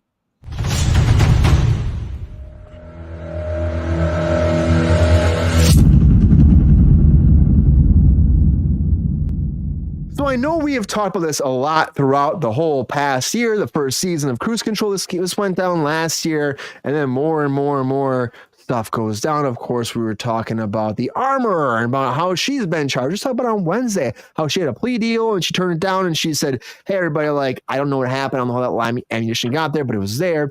And now Alec Baldwin, again, of course, the charges were dropped. He was happy. He was excited. But the charges have been refiled for involuntary manslaughter by the prosecution. This just went down today, which is honestly exactly to the same day of last year being charged. So he's being charged again for involuntary manslaughter again 1 year later. How is this possible? What is happening? Now, apparently in New Mexico, this is able to happen again. And also on top of this, it was because of the gun, because of the Colt 45. Now, the whole thing that went down, if he does get charged again, if he does get convicted, he can serve up to 18 months in prison and a $5,000 in fines for everything. But this went down exactly today, and it's crazy. Of course, Helena Hutchinson was killed during this tragic incident on set. And for me, I've been on set, like I said about Westworld. I think about this Western, about Westworld all the time. And we would always have there's a whole regiment for this stuff. There's gun safety is a massive thing on set. The armorer takes the gun out, checks it, opens it up, shows other people. The AD goes to the AD, we pop it up again. We go with the actor pop it up again, show it again, pop it, close it, let the actor hold it. It's a whole thing. And there were some corners cut on here, and the armorer was not trained appropriately. Of course, they had fired the original armorer. She was the assistant armorer. She took over. And then she wasn't. Now she's claiming she wasn't trained properly. That's her defense. She's trying to claim that this is something that's gone down recently, that Alec Baldwin was in charge of paying for the, her training. He tried to cut it off at one point. That's why this happened. I don't know if that's true or not. It usually comes down to the armorer. Now, Affleck was let go because of the gun. He said he did not fire the gun, and that was why he was let go. They went through the whole ballistics with the gun, and it was showed that it wasn't fired. They said before that apparently they disassembled the gun, fixed the gun, took it apart. Bunch of things happened. So after all the two special prosecutors went through the whole gun situation, and they had more forensic testing on the gun, and they reconstructed the gun because apparently it broke when they were actually testing it and looking through it, they concluded that it could not have possibly fired without someone pulling the trigger. And that's where these charges come from. So they said back when they dropped the charges a few months ago that they might recharge him if they can prove that the gun had to be fired for her to be shot. And now they're saying they can prove that the gun was physically had to be pulled the trigger for it to be fired. And they're saying that Alec Baldwin did pull the trigger. He lied about it. And that's why they're charging him for involuntary manslaughter. So this is going down. Alec Baldwin's having a bad day right now, I have to say. He's got to go back to New Mexico, go back and testify. His people right now are saying they are excited about, they said we look forward, they're not excited, but they said we look forward to our day in court and talking about this. Now, this is a lot. Like reconstructing this gun, and the prosecution up the other day, they're trying to like charge the armorer with like other federal charges because she went to a store with a gun, and they're trying to charge with that because she said that she has no idea where that bullet's coming. They're trying to pressure these people to find out where these bullets came from. And again, there's a lot of negligence on the set. A lot of negligence. People were shooting live arms on set when they shouldn't have been. There should never be any live ammunition on set. That's 100% a no-no on set. If you ever worked on set before, that never happens. Blanks are dangerous enough. We don't need live ammunition. We don't need that shit. Someone get hurt. Look at the fucking Crow. Someone get killed on a blank. They're dangerous enough. But Hannah Gutierrez Reed is saying, the armorer, she's saying it's not my fault. She's kind of pointing fingers at Alec Baldwin, saying like he cut my money for my training, and that's why this happened. And she will not say why or how the live ammunition came on set. It's a lot. It's a lot. We've been talking about this for months, and now he's being charged again. Now, will he go to jail for this? Will he get, of course, again, it's a lot of time, 18 months in prison, if this goes down, or will he be fine? He's a producer, and that's why they're going after him again. They're saying he cut these costs, and that's why it happened. They have to prove that shit, though, too. And they claim they have articles saying why it was cut, that he did that. And if they can prove that, that might be one thing. But again, he's an actor and a producer, and a lot of times they're not thinking about that because they trust the people they hire that are supposed to be able to do it. And that's where our conversation starts today. So is Alec Baldwin going to be okay, or will he go to jail? I mean, we don't know. It comes up to the jury. It comes up to everything else. The grand jury said they should be charged again. It's a lot. But as people that have worked on set, been involved in the industry, we have a lot of insight what happens with rifles on set. We're discussing. It means a lot. So let me go to Ron first here on this. So Ron, So Alec Baldwin, it's a lot to digest. And with these new charges, again, I don't know how he's recharged. I mean, honestly, if you drop charges on something, how do you recharge him? Yeah. There's a gray area because of the evidence they're able to recharge him. But on top of that, do you believe that he should have any kind of ramifications from this? Or do you think that he should be fine because he's done his due diligence already through the process he's gone through on set with everything and the deaths and everything else he's done as a producer? First of all, it's tragic what happened to her and her family. That dealing with that's horrible. As far as Alec Baldwin, okay, he did not make that decision by himself. There was a committee that made that decision to cut the money. Producers don't do anything by themselves. It's all committee. There's always too many cooks in the kitchen. Always. To pin him, it's because he's a name. This is, that it's because he's a name. Let's pin Alec. And I'm sure he's mortified by what happened. I mean, literally, he killed somebody. I'm sure that he's mortified. Who loaded the gun? Why aren't we doing an investigation to find who loaded? Where the bullets fucking come from? Who loaded the gun? Yes. Okay, money was cut, so somebody didn't train a day. That's horrible. But who loaded the fucking gun? And you know what? The prop guy has the gun. And what you didn't mention, Brian, was they get that gun in the morning. That thing is locked up until it shows its face for the scene. You're right. It is right, under Ron. lock and key. Nobody can get in there except prop and the gun handler. So what? And the prop guy took a plea deal like right away. Like he jumped out and said, "I'll whatever." First they needed to as well. And in the fact that they could redo this, that just boggled my mind. But I guess if you can overturn Roe versus Wade, I guess you can do whatever you want, right? You can overturn anything in this world these days. That's where we are, upside down world. Yeah. And I feel for Alec because I could not imagine the weight that he feels every day. He has to wake up in the morning with that every single day, and he didn't want that.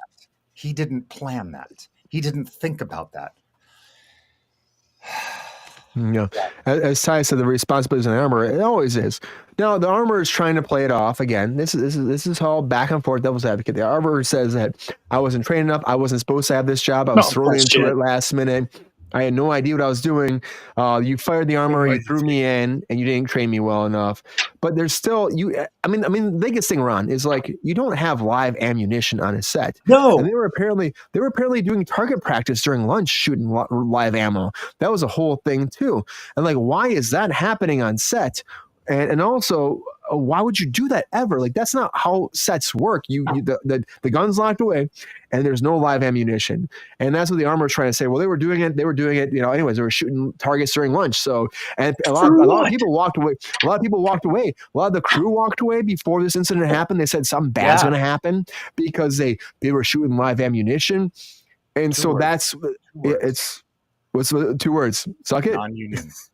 No, you're right. Non-union. I'm sorry. Oh, that's right. Wrestling. They were non-union. They were non-union, and they were doing this. No, there's no fucking way. You're going out of California. You're going to a different state. You're trying to find ways to cut budget, and you're going to a state where you can actually cut it down and not have to have union members that would take it fucking seriously. And that's a problem. And honestly, for gun safety, it's a huge issue. In the country and on set always. People have been hurt so many times on set from people being idiots. And that's when we have all these guidelines put into place. And it sucks. Like I said, I've been on set. That shit doesn't happen. So whatever happened that this person had to take over, it's fucking dumb. And they're trying to go after Alec Baldwin because I think they're saying that at the end of the day, he's a producer, and they're trying to say he's a name. He's a name. He's a name, but they're also trying to say that he's the person that cut the budget. That's what they're trying to say right now. He's the person that said, if they can prove, it's not one guy's idea. No, I know it's not. But if they could prove that it was him, then he'd be in fucking shit, wouldn't he? No, They're supposed to be. How do you prove that? No, because Brian? then he comes back with his. Well, I cut the electric budget. I cut the camera budget. I cut everything had to be cut. But then the person that was cut needs to come forward and say, "I don't have the training for this." Grow a set. I don't have that. Even No, can I say something? I agree with what Ron said. Yeah, I'm the only one on this set right now that can say this. the first time you kill somebody, it hurts. I didn't I hear you. mean, beyond words, it hurts. So this is the And I first time was you in a kill somebody, it combat hurts. situation, and it was the bad guy. But it's still, you kill somebody, it tears you up. And Jars of that. yeah, I'm a combat vet in Vietnam, but that's what I'm saying. It hurts. And I've worked on a couple of sets, not as many as you guys, but a few. But you get a gun, what's the first thing you do? You tear it down and check it. Clear it. And here they are on a set with live fucking ammo. Come on. You open a gun up, you're gonna know a real bullet from a fake. There's a thing called a bullet at the end of it. Come on, guys. I mean, the whole refiling of this is political bullshit. Yeah. Somebody wants to get elected, so they refile the charges. Ugh. And to answer your question that you asked, Brian, they can refile charges until somebody's proven not guilty. Correct. Because they dropped them. That's why they can refile, right? Oh. They were never formally charged. Okay. You have to go to trial Well, he can and be get formally acquitted. charged too. But until he's proven not, somebody says guilty or not guilty. Once they say those two words, you can never be recharged. Ever. Yeah, then it's double jeopardy. Right. Exactly. Yeah. Which makes sense. And I'm sorry, this one's kind of emotional for me, as you can tell. Oh yeah. It sucks to kill somebody. I mean, hey, GR, thank you for your service. Thank you. As the Navy said back in our day, it wasn't a job; it was an adventure. I believe it, GR. Well, I mean, it's something you go through that you never expect to go through as a person that you. I mean, of course, you're going through got mad at me, shit. Brian, when your dad and I talked at your party. It's true. I was like, he doesn't tell me that shit. He tells GR, but he doesn't tell me. You know. And I told him there was one simple reason. Brian, you weren't there. It wasn't there. You're right. But this whole situation, I feel like they're trying to hit him hard with this. Again, they're refiling it. They've been talking about doing this for a long time. As soon as they drop the charges, well, again. No, they're saying they have, again, the prosecution is saying they have, this is what happened like months ago. They have evidence saying that he was the person that told her, we're cutting all of your funding because we can't afford it. You don't have to be trained anymore. You're going to do the job. And that's it. But do we have that information? Is that really real? I mean, again, that's not what a producer usually does. A producer like go to the armor and tell that. It's not normally how the fucking works on set. Usually there's like somebody else that it goes down to. You know, it's a whole hierarchy of processes. So, hey, Brian, you know what else? It's always verbal. It's never written. It's always verbal. If it happens, it's a producer coming down to the set and saying, you're right. And it's not a producer. But even if the budget's cut, how does that have anything to do with why were there live ammunition on the set? It goes back to that. That makes no sense. Why wasn't the guns checked? So I've done some stage performances before, and even on stage, when we use guns, they're locked up. Right. The prop guy unlocks them. Yeah. He comes to you. He clears it, shows you it's cleared. Then he asks you, clear the freaking gun. You clear it. Yeah. Show him it's cleared before you go out there in the audience and use that freaking prop. So tell me how cutting a budget. Blanks, right? Yeah. Oh, blank. I hate blanks. They are a little scary at times. Yeah. You can still get hurt with a blank all the time. You get hurt. But that's what killed Bruce Lee's son, right? A blank. Jason Lee. Yeah. Yep. And you know, Queen's Alec Baldwin has to be like special effects. Alec Baldwin must be like fucking freaking out right now. It's a lot to deal with. You know, you go to set, you try to make a movie, they finish the movie, Jordan. So the movie's in the can. It's done. Do you think that he thought this was over with, or do you think that he saw an inkling that this could still come up? I mean, it's always in the back of your head. I mean, like the other guy said, he killed somebody. You're not going to forget that. It stays with you. And especially when you're an actor and you never thought that something like this was ever in a wildest imagination was going to happen. Yeah. And it did. And I mean, I'm sure his lawyers told him he's probably got good lawyers. They said this could come back. This could come back. This could happen. But also, he's not the only. He's the scapegoat. There is multiple infractions here that led to this incident, not just one guy. And I And they're don't just know him, looking- but I feel for Alec. I really do. Yep. You know, Yeah, because that pressure that you're feeling is something, and I just said it, and I'm sorry if I'm repeating myself, but that Very Queen. that feeling never goes away. I don't care if you live to be 150. I'll never forget that day in Vietnam, ever. And your dad, Brian, I'm sure doesn't forget his first. Yeah.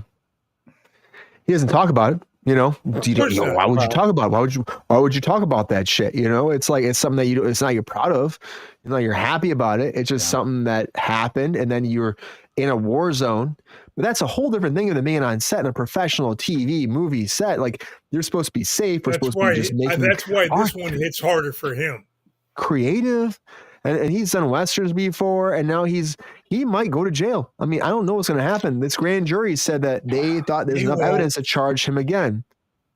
He won't go to jail. The court. If he goes to jail, I'll buy everybody on the set a round of drinks. All right, I'm keeping you to that just in case. You never know, but I hope at the end of the day that, because I feel like they're trying to. The big thing about guns on set. I'll say something. I worked on Westworld, I've said it multiple times, but like, they bring in a natural realism to shows, and American Horror Story's done it, other shows I've worked on, and there's a natural like ability to showcase something that you can't do with CG. And the people on set normally are very fucking safe. They have the squibs. The squibs look great. The rifles, the blanks, it all looks amazing. It's very controlled. It's very understood that this is a fucking gun. It's a risk at always everything you do, and they're able to keep it safe. Unfortunately, whatever was happening here, there was shit going down that shouldn't have been happening. That's not normal. And I hope that at the end of the day, whatever happens with this, they don't try to make it a reflection on Hollywood that you can't do this anymore, because we've been doing it since John Wayne back in the day till now. We've been able to be safe until today. And unfortunately, shit does go wrong when the wrong people are in charge. And that's a problem, because that guitarist should never have been that armorer. She was not trained enough. She should have been the first. She should have opened that rifle and known there were actual bullets in there. And then she should have been. It's on her at the end of the day. It always will be. And everybody else is just running through the motions. Like, we trust the people we hire. And I worry that it's going to reflect on Hollywood bad. That's all it is. Hey, Brian, Yeah. I have a question. Is it her family that's going after him again, or is it the state? Who's going after? It's the state. It's not the family. Then you her know husband. I feel for the family. My God, they put this to rest, probably. They did. And now the whole thing's coming up again. And the she has kids. She had young kids, so they're a little older now. That is horrific to me. That is, her husband run about anybody else. Her husband worked out a deal. Well, it's true. I mean, that's also like whatever they're doing, they're trying to attack Hollywood. Her husband actually worked out a deal with Alec Baldwin. They sat down, they worked through it all. And this is kind of weird, but also like, okay, he worked it out. So he's an executive producer on the film. They finished the film in memory of her. They went through all the motions, and they're partners in the movie now because of the whole thing. I mean, you look at it two ways. It's weird. It's a little weird. Two ways. Look at it like, okay, well, honoring her, but also, are you paying him off? Right. That's a weird thing too, because it happened very fast afterwards that he was suing them, and the family was suing Alec Baldwin, and then all of a sudden they had this deal, and he became an executive producer. He became a payoff. Yeah, I know. And he's like, he gave a whole statement about he's fine, it's good, it's just for my wife's memory, and then the movie got finished. So it's really weird. And that's why all their stuff dropped right away. They dropped pretty fast within within a month. Within a month, it all dropped. Mm-hmm. And that was a weird thing for me. Again, whatever they offered them money wise, whatever, I guess it was good. I mean, how do you waste someone's life? You know what I mean? It's like your wife, your mother, your children. I don't know, but honestly, I don't think at the end of the day, I think there's a lot of negligence happening on this set. And this is what happens on non-union a lot of time, as Ron said. And it's unfortunate, but we have unions for a reason to make sure this shit doesn't happen. And look at the whole, what's her name? Sarah, the train thing. Sarah, whatever. Remember Sarah Brown, the girl on the train. I don't know if you remember that run. It happened right before COVID. There was an AC. I remember it was on every slate I worked on for shows for a long time, where they were shooting a movie and it was non-union. They weren't supposed to be there. And they had a dream sequence on train tracks. So it was a bed on train tracks. And they were like, okay, we're going to shoot this sequence. And so they were shooting it and a train starts coming. Yeah. And if anybody knows how to guerrilla style shit, if you don't have, they didn't have permits, but if you don't have permits, even if you're doing that shit, which I don't say you should do that, but if you do it, you have a PA a mile that way and a mile that way with walkies, you say a train is coming. They didn't have that. All of a sudden they're on the train track shooting a sequence and there's a train right there. And they start rushing to get the bed off the set, get everything off the set, get the cameras off the set. And then the DP yells at the AEC to be like, hey, get that camera now. That's a lot of money. Get it off. So she runs back to grab the camera and she gets hit by a train and dies. Yep. Oh, I remember that. It was a whole thing. And again, it's just being negligent towards what you have to do to be safe on set. And that woman lost her life. It's very unfortunate. And that's a whole other thing before it happened. I remember every camera. I worked on every fucking set during that time on the slate. It'd be like, remember Sarah? I can't remember her last name. Sarah, whatever. Oh, yeah. There were the pins and everything. Pins, she was on the slate. Everything. Yeah. The director was crazy, right? Racer X. It was a whole thing. And that's not what you do. But that was non-union. And they didn't even again, I do not support this kind of shit. I've done it. I've done guerrilla style shit. But if you're going to do guerrilla style shit, you have to be very smart about it. And you have to work as if you have that permit and what you would do. And they should have had PAs at least a mile away on each side to watch if a train comes, so they have enough time to get everything off the track and be safe. Again, you don't usually do this on a train. That's an insane situation to do as a non-union, like guerrilla style, no permits. That's insane. I would never do that shit as a producer. But if you were going to do it, they fucked it all up, and that woman lost her life again. And these things happen. Yeah. You just don't. And then they blame Hollywood. You stand up for yourself also. I remember there was an 88 earthquake in Whittier, I guess. We felt it up here in Studio City, and I was shooting. And after the earthquake, my boss came up to me and said, go up high, check the perms, make sure everything's safe. And I looked at him, and I'm like, I'm not doing that. No, I was like 22 years old. I'm like, I'm not doing that. I'm not going up there. What if they're not safe? I'm going to fall. And, I chose some not choice words and happens. No. I said, I'm going to go to my dad's office, so you can just call me up there. But it's just like, Ron, my sister lived there when that happened. Okay. I grew up in Whittier, and she was living up there where it happened. That's crazy. Oh, yeah. You stand up for yourself. I'm like, I'm not going up there. No. Mm-mm. You're not gonna do that shit. It's not appropriate, and it's also not safe. I mean, sometimes you gotta stand up for yourself and do that. But unfortunately, what happened to this armor? She didn't do it. Maybe she's too green. Maybe she didn't know. But at the end of the day, even if she didn't know, general gun safety. I mean, it's a huge thing. Yeah. No matter how little class you had studying, training, it's a big thing that's very, very, very important on set. And we're going to have to wait to see what happens to Alex Baldwin, because I don't know. I feel like the state's trying to go after him and they're trying to make an example. And I hope at the end of the day, it doesn't affect the art and the craft from making realistic performances that bring true art to the screen. Because I think we can lose that very easily. And CG does not do it right. And we can do it safe on set. We can do it safe on set so easily, Ron. We've been doing it since I had John Wayne, Clint Eastwood back in the day. We've been doing it for a long time, and it's been fine. And you know what? Certain people cutting budgets, being fucking too whatever about it, being too lackadaisical about it, have fucked it up for everybody. And unfortunately, too tight with their money. They want to show off. They want to, I'm going to save money with the studio. They're going to like me. They're going to put me on the next show. I can do it. Me, Hey, Brian, why did they finish the movie? I think that's in really bad taste. They said that because after the lawsuit was worked out between her husband and Alec Baldwin's production company and everything, part of it was, were able to finish the movie. And they were saying that it was like it was almost done. It wasn't that much. I think they shot for like another month. They were able with that deal to finish the movie. And so Alec Baldwin said, let's just do it. And so they went back to set. I don't know. So hush money. It was March to, I think it was March to April, like maybe mid-May. It was like a month and a half. And they finished it. And they said, they kept saying, Ron, it's in memory of her for her legacy. It's a That's bribe. what they kept saying. And the movie is not They asked the been family released yet. They It's a probably bribe. gave money to the Hate to say family that. to finish the movie. Because the husband was suing. The husband was suing everything. That's what started Yeah. everything. The husband started yeah. suing shit. He was pissed. Yeah. It was a whole thing. And all of a sudden, the husband just backed off. And they backed off. Yep. Oh, I'm great. I'm an executive producer now. It's fine. And it was See? like, what? Yeah. Yeah, he's executive producer now. In TV, you see that you go ahead with it, and you make a dedication at the end of a show because the show is continually going. Yes. But a movie. It doesn't need to. It's a movie. It's a fucking non-union movie. It doesn't need to be made. Now the family gets to go through that again. The release of it, the press of it. Now they get to go through all that again. Those kids get to live through it again. It's just It's not unfortunate. right. It's not right. I'm gonna kick some ass. I'm done. Yep. I agree with you, Ron. It sucks, and I think there is a deal that happened behind closed doors. Yeah. And I think overall, the state is trying to go now? Loveless. What? Behind closed doors? I'm sorry. Again, I'm dating myself. He's dating himself.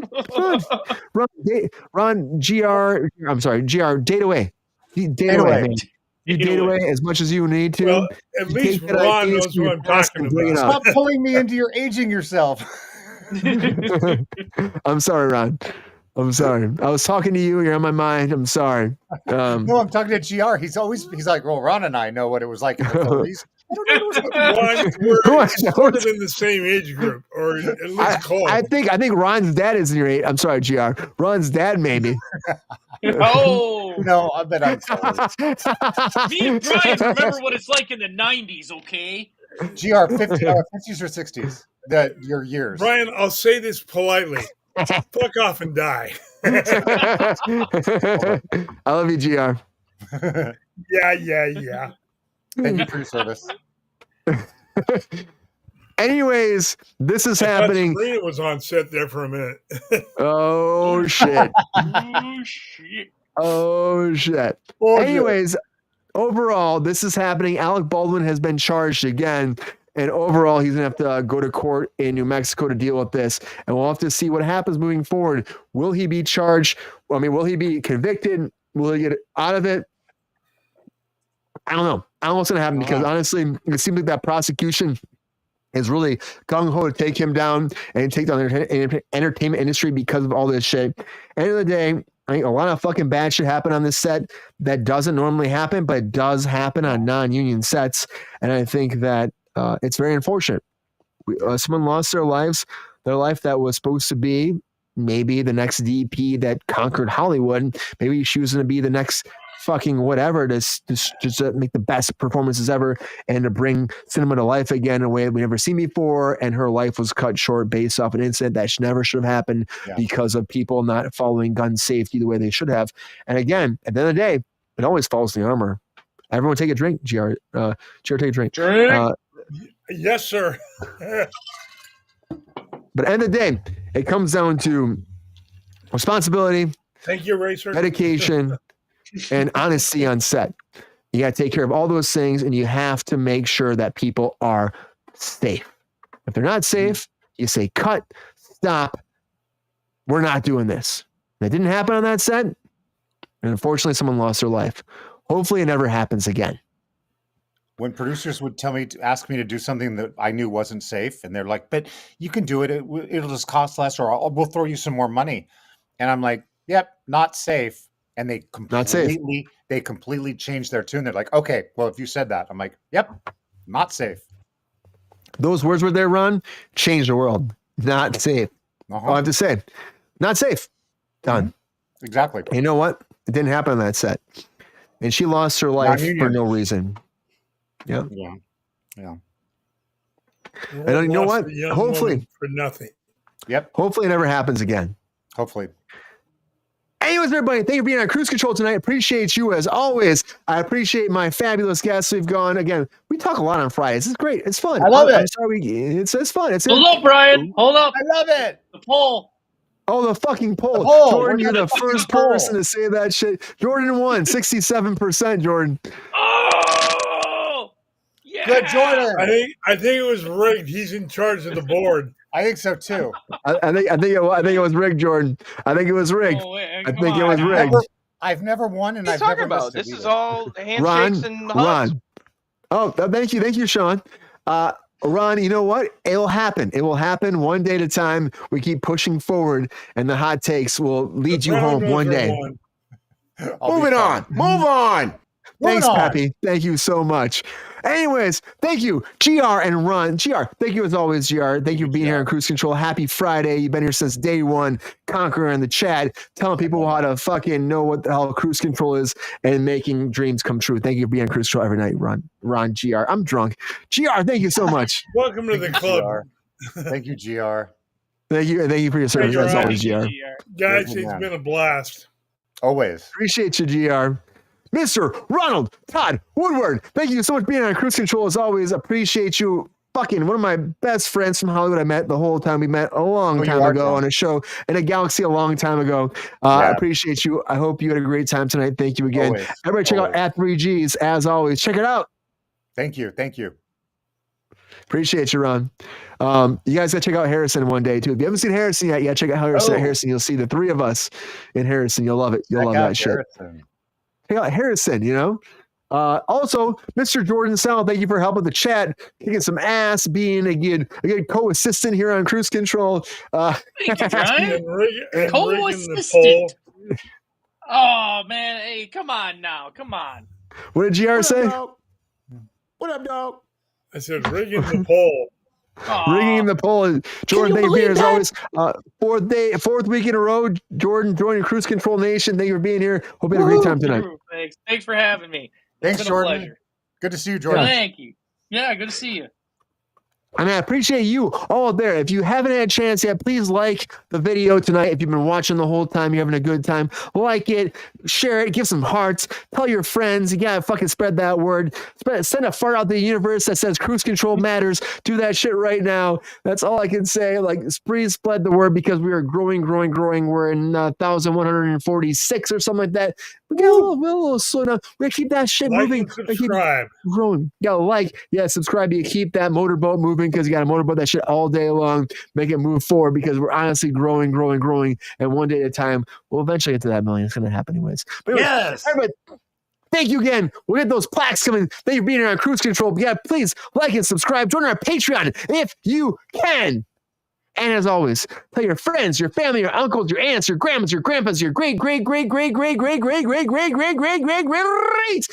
and grandpas out there that have been dominating the world every day, that have fucking kissed and fucked and had good babies that made them subscribe to Cruise Control, and all the Cruise Control babies that came back to the world and they rounded about and they fucking Europe and fucking Australia and Afghanistan and fucking Europe and all the fucking countries of the world. They fucking subscribed and they told all those people their journey days. They fucking, you better subscribe. And they all subscribed. Everybody fucking subscribed together because they all fucking loved it. As they subscribed, they told all the fucking marsupilami out there and all the fucking beavers and the badgers and the bears and all the fucking chinchillas out there and all the fucking squirrels. And squirrels will fucking share shit all the time. They swear they're nuts every day and they share Cruise Control. That's what they fucking do. And the fucking mailmen who fucking deliver your mail, but they also mail fucking Cruise Control banners to the fucking world. They make people subscribe every day. Everybody subscribe. Everybody go fucking subscribe every day. Fucking make that fucking grow. You gotta fucking grow every day, right? Make that fucking Cruise Control grow. When it grows. We get a million, but fucking be good and be awesome. I can't wait to fucking that shit goes big. I don't fucking I'm saying right. It was great.